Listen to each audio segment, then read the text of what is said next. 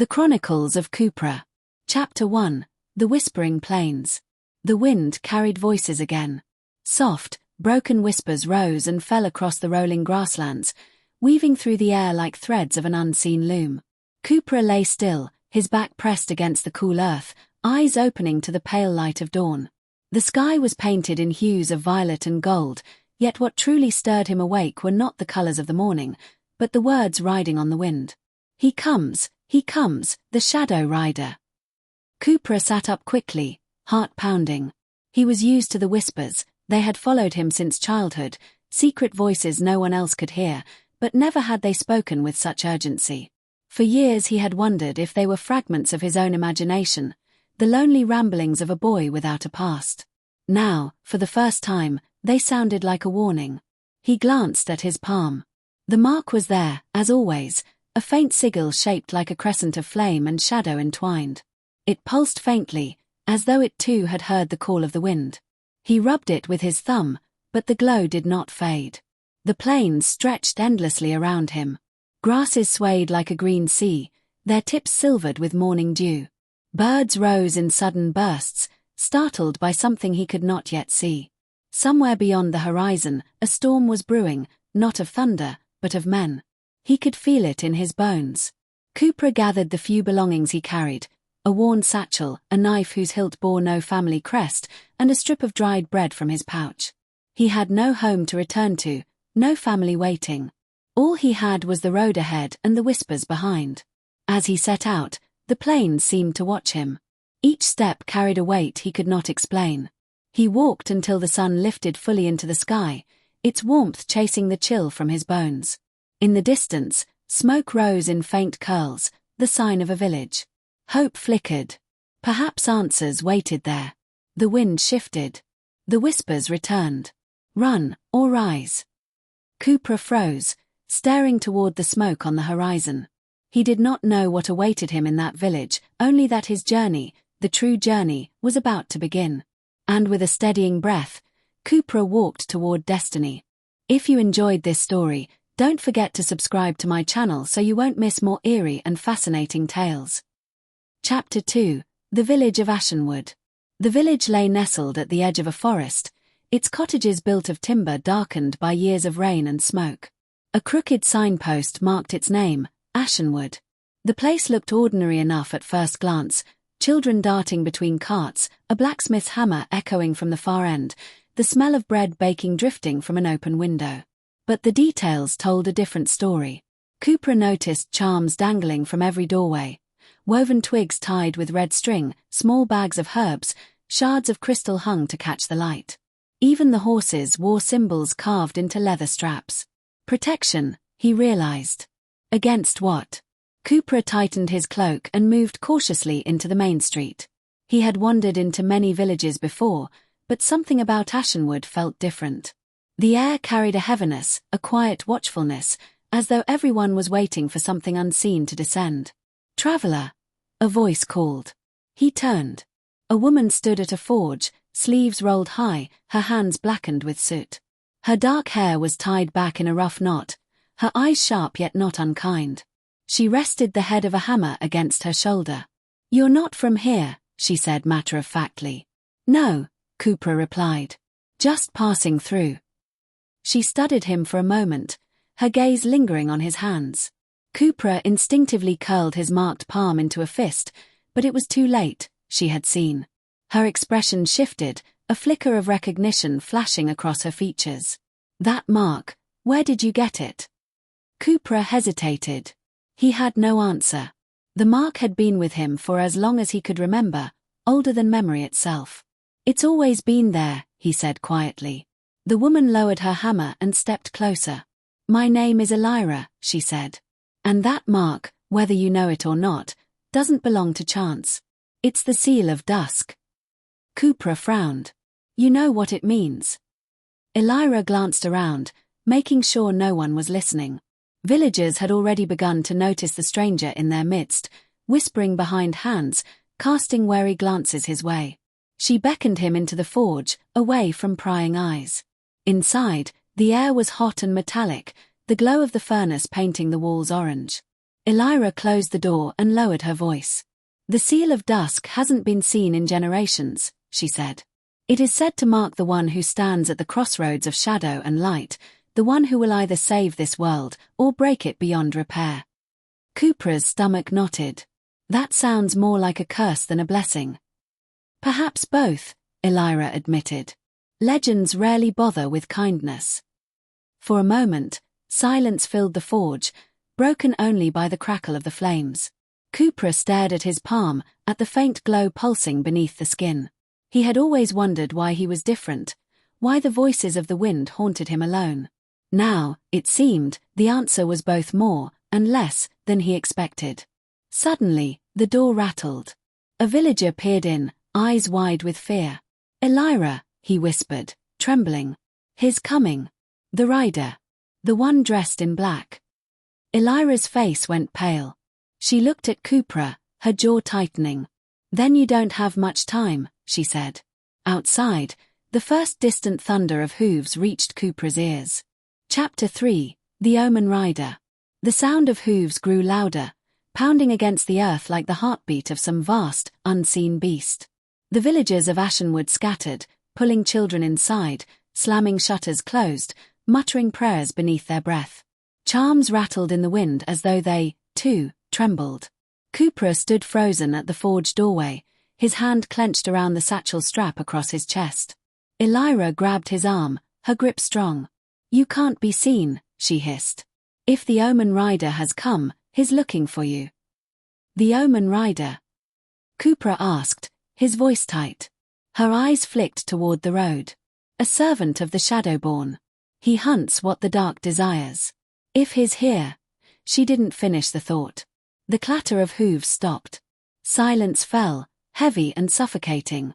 Then, slow and deliberate, came the creak of leather and the grind of steel. Kupra stepped into the street, unable to resist. A figure on horseback waited at the village edge. The horse was massive, its coat as black as a starless night.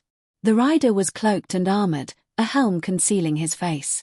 Around him, the air seemed colder, as though light itself recoiled. The Omen Rider raised a gauntleted hand. His voice carried through the street, low and terrible. "Bring me the one with the mark." No one answered. Villagers kept their heads bowed, shivering in the shadows of their doorways. The rider's helm turned slowly, surveying them. When silence met him again, he dismounted. The earth seemed to shudder beneath his boots. Elira pushed Kupra back into the forge, her eyes wide with fear. "You have to run. I can't just leave. You don't understand. If he takes you, all of us will suffer. Go." The rider's footsteps approached, slow and deliberate, each one ringing like a hammer on stone. Kupra's chest tightened. The whispers in the wind returned, urgent and sharp. "Run, flee, or fight." Kupra's instinct screamed at him to escape, but his feet felt rooted. It wasn't until Elira shoved him toward a back door that he finally moved, stumbling into the alley beyond. He darted between cottages, heart hammering, every shadow seeming to stretch toward him. A crash echoed behind him, the forge door torn from its hinges. The rider had found the trail. Kupra sprinted. He didn't know where he was going, only that the plains lay open beyond the last row of cottages. If he could reach them, perhaps the wind would guide him. The sound of pursuit followed. The rider's armor clanged, his steps unnaturally swift for a man. Kupra risked a glance back, and froze. The rider was not entirely human. His shadow moved differently, stretching long and clawed, twisting like smoke. The sight chilled Kupra's blood. He stumbled, nearly falling, but the wind rose at his back, a sudden gust that pushed him forward. He didn't question it.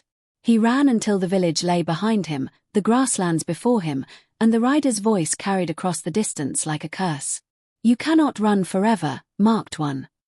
Kupra gasped for air, clutching his glowing palm. The whispers howled in his ears, not of fear this time, but of warning. The chase had only begun. Chapter 4, The Hidden Cavern. Kupra did not stop running until the plains gave way to stone. Hours had passed. The sun had dipped low, painting the horizon in bruised shades of red and gold. His lungs burned, his legs trembled, but still he pushed forward, following the urging of the whispers. The voices had grown clearer now. No longer just fragments, but guiding tones, soft, insistent, pulling him toward the dark line of cliffs rising from the plains ahead. This way, this way. Kupra slowed only when the ground became jagged, the tall grass giving way to boulders and outcroppings. The cliff face loomed before him, sheer and unforgiving. He staggered against the stone, chest heaving. Elira caught up moments later, sweat streaking her soot-stained face, her hammer strapped to her back. She had followed him without word, without demand for thanks, her eyes burning with the same defiance that had led her to stand against the rider's gaze. "You're harder to chase than a stag," she muttered, though there was no malice in her voice. Kupra gave a weary half-smile. "You didn't have to come. Someone has to keep you alive long enough to make sense of all this," she shot back. Before Kupra could reply, the whispers surged, sharp and urgent. His marked palm flared, casting faint light against the cliff face. The glow illuminated a narrow crack in the stone, nearly invisible in the fading light. Elira squinted. "A passage." Without hesitation, Kupra pressed his palm against it. The mark pulsed brighter, and the stone shifted with a groan like grinding gears. The crack widened, revealing a hidden opening. Cool air wafted out, smelling of damp earth and old secrets. They stepped inside. The cavern swallowed them in silence, save for the steady drip of water echoing through the tunnels. Kupra's mark lit the way, casting eerie shadows across the walls. Then they saw them, murals, carved deep into the stone, stretching for dozens of feet. Figures were depicted in sweeping strokes of ochre and ash. One stood at the center, a man with the same crescent mark on his palm, arms outstretched as two armies clashed at his feet. One army was cloaked in light, the other in shadow. Above both, the marked figure towered, not as savior, not as destroyer, but as judge. Elira stepped closer, tracing the carving with her hand. This is you." Kupra shook his head. "It's just a story." "No," she said firmly. "It's prophecy." He stared at the mural, unease twisting in his chest. The whispers seemed to echo louder in this place, bouncing from the stone, filling his head until he could barely tell where his thoughts ended and theirs began. Choice, light or shadow, rise or fall. Kupra pressed a hand to his temple. "I don't want this," he muttered. "Want has nothing to do with it," Elira replied softly. "Fate rarely asks permission." The cavern seemed to tremble then, as though stirred by her words. From deeper within, a low, resonant sound echoed, like a voice, ancient and vast, stirring from slumber. Kupra's mark burned. And in the darkness ahead, something waited. Chapter 5, The Keeper of Echoes. The cavern's breath grew colder as Kupra and Elira pressed deeper into the stone's heart. The light from Kupra's mark stretched ahead, bending across jagged walls etched with more murals, battles, storms, and figures crowned in fire and shadow. The whispers shifted, no longer scattered, but layered, countless voices speaking at once. "Closer, come closer." Elira's hand tightened around the hammer at her back. "Something's waiting." Kupra nodded, though unease twisted in his gut. Each step forward felt heavier, as if the air itself pressed down on him. Then the passage widened into a cavernous hall. Its ceiling soared high above, lost in darkness. At the center stood a massive stone throne, worn with age, covered in moss and glimmering crystals. Upon it sat a figure, not alive, not dead, but something between. The Keeper of Echoes. Its form shimmered like smoke bound in shape, tall and robed, its face obscured by a shifting mask of light and shadow. When it spoke, it was not one voice but many, old and young, male and female, echoing together as if the entire world itself spoke through it. "Child of the Seal," the Keeper intoned. "You have come." Kupra swallowed hard, his hand instinctively covering his palm. "I didn't come because I wanted to. I was chased here." The Keeper's hollow laugh rippled through the chamber. "Want?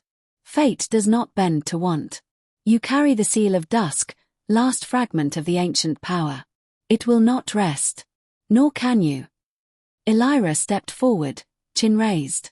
"What does it mean? Why him?"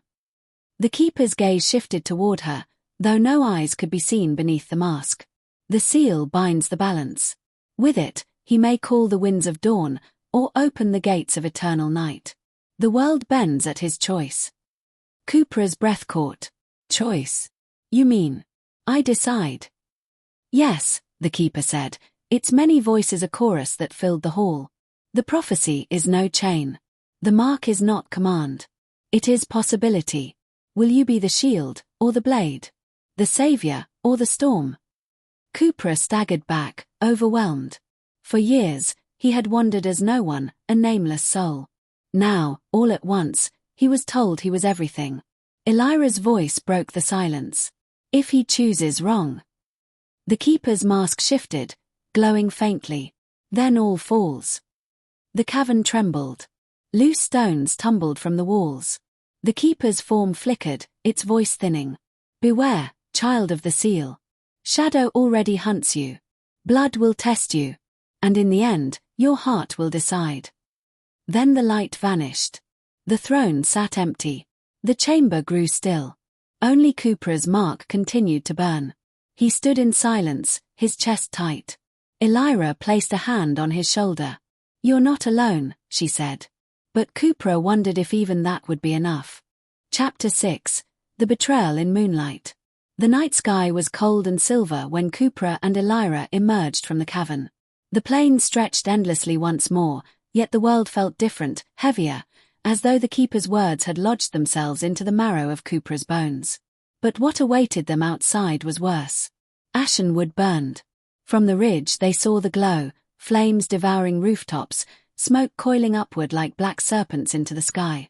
The distant cries of villagers carried on the wind. Kupra's chest tightened.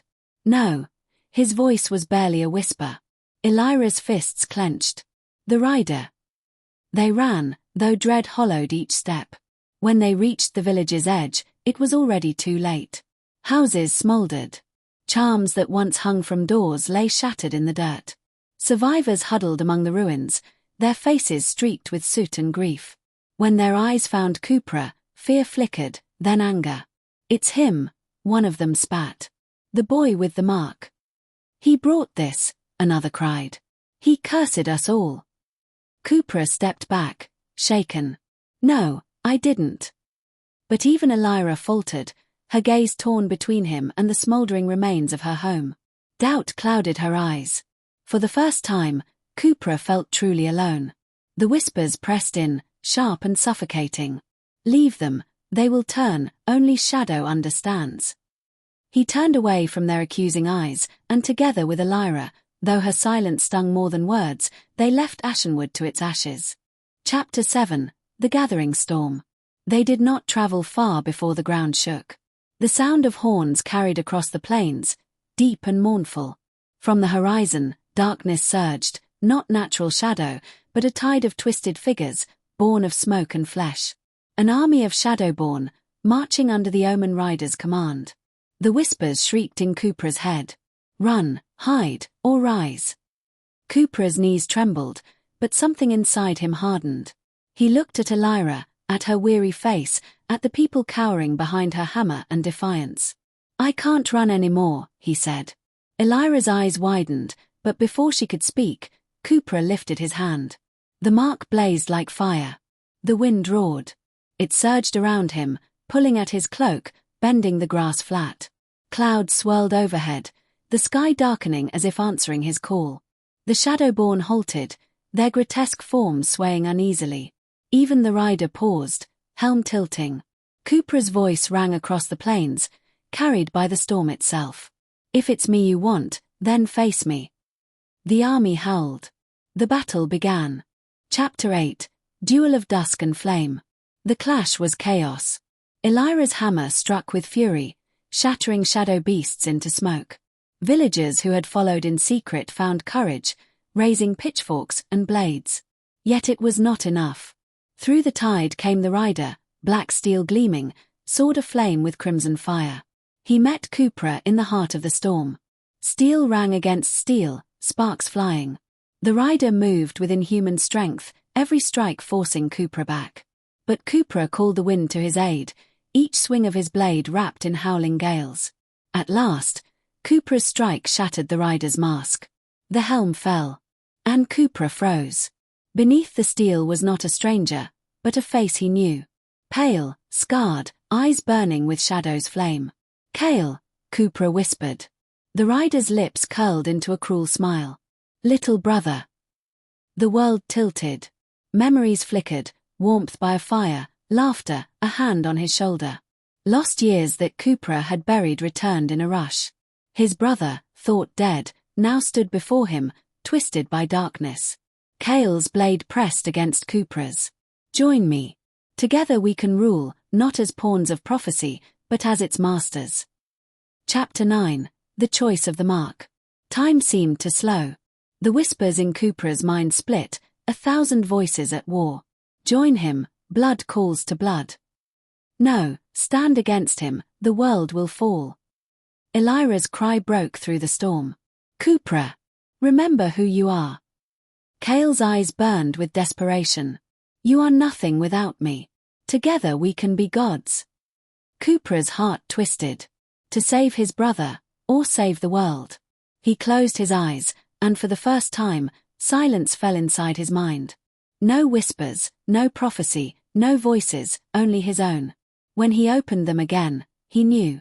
"I won't rule in shadow," he said, voice steady. "But I won't kill you either." His palm blazed, brighter than ever before. Light surged from it, wind screaming into a cyclone. The Shadowborn shrieked as they were torn apart, dissolved into dust. Kael was thrown back, his blade wrenched from his grip. The storm collapsed. The battlefield fell silent. Kupra lowered his hand, trembling, yet resolute. Kael knelt in the dust, eyes wide, not with rage, but with something far more dangerous. "Hurt. You chose them," he said bitterly. "Over me." Then he vanished into shadow. Chapter 10. Dawn beyond the storm. Morning came slowly. The plains lay quiet, dew shining on bent grass where an army had once stood. Survivors rose from hiding, eyes wide with awe as they looked upon Kupra, not as cursed, but as savior. Elira stood at his side, her hand resting on her hammer. "You did it," she said softly. Kupra shook his head. "No. It's not done. Kael is still out there." Her gaze softened. "Then we'll face him together." Kupra looked at his palm, at the faint glow still pulsing beneath the skin. The Seal of Dusk was no curse, no blessing. It was a choice, one he would have to make again and again. The wind whispered around him once more, but now it was calm, almost gentle. "Rise, rise." Kupra took a breath of the dawn air. The storm had passed,